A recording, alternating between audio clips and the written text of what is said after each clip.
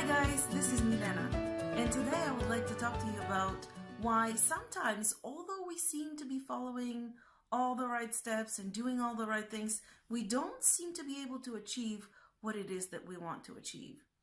And it has to do with something that I wish we were taught in school, or our parents taught us as children, or I had personally learned earlier. And it has to do with the energy that we go into the thing that we want to achieve. What does that mean? I will give you a very, very simple, maybe overly simplistic analogy to illustrate what it is that I'm trying to say. Let's say you have a car, you need to gas up the car, and you want to go on a trip from point F to point G. And in both cases, you are the driver, so that's the same. You're using the same car, that's your vehicle, that's the same. And you're aiming for the same destination, starting from the same vantage point. What is different is you go to a gas station, and in one case, you're going to fuel up the car with the best possible fuel for your particular vehicle. In the other case, you're going to put some sort of faulty fuel that's really not good for your car. Now, in these cases, all of the other factors are the same, but the driving force, the fuel behind it, is different. And your results are likely to be very different. And not only that, but your experience on the journey from one point to the other is very likely to be extremely different. And that's the thing that I didn't know. Sometimes I could be doing the exact same thing, and in one case, the energy behind it is very positive, and I get a better experience, quicker, faster, better results. In the other case, I'm doing the exact same thing, but with a different energy, the different intent, and I get different results. Things are tougher, they seem to be going not so smoothly, and the results that I get are unsatisfactory. They're not exactly what I wanted, or they're not lasting, whatever it is. So it has to do with that base energy line that I have. Why am I doing something? And it's not just the idea, the intent, but the energy that I carry with me throughout the whole process. Here's a real life example.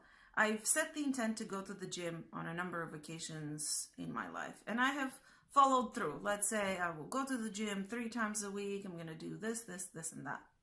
In one case, the reasoning behind going to the gym and the energy that I was carrying with me was, I don't look the way I need to look. I need to change the way I look. Certain people don't like me, or certain muscles or parts of my body are not really toned, and that's why I go to the gym. So it was fairly difficult to make myself go. It wasn't too pleasant to be doing the exercises. I didn't feel very happy doing that, and the results were temporary and they were kind of minimal.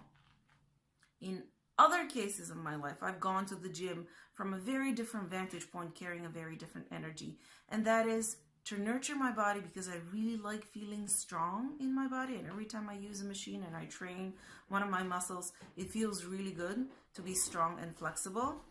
And I like to feel flexible, I like to feel strong. I go with the intent of nurturing and nourishing my body, giving it the movement that I need.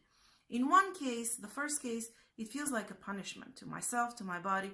And in the second case, it feels like care, nurturing, and reward almost.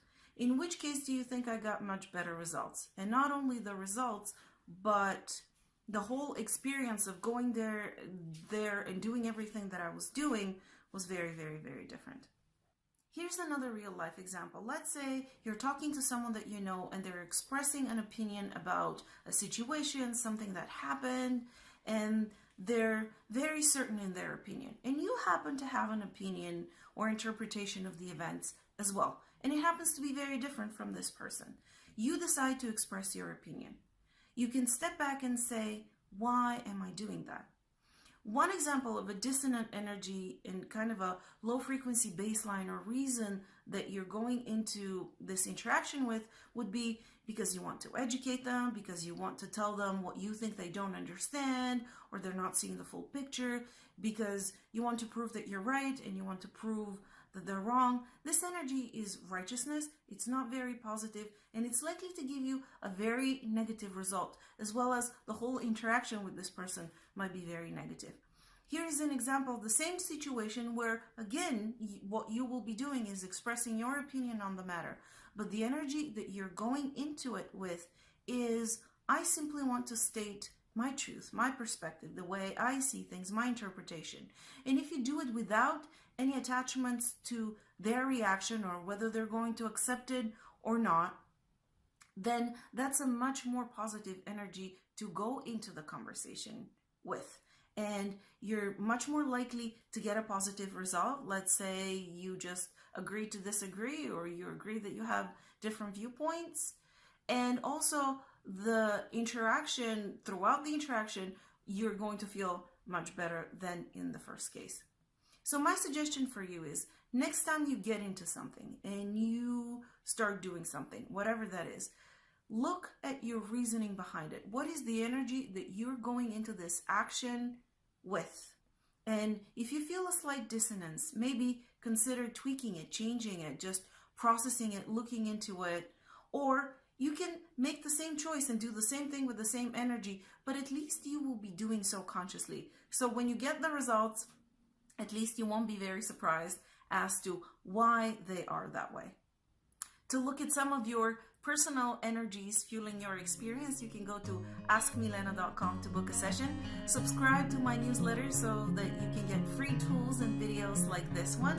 Also subscribe to the channel if you have not already, and remember to click on the bell so that you can get notified of future videos. Till next week.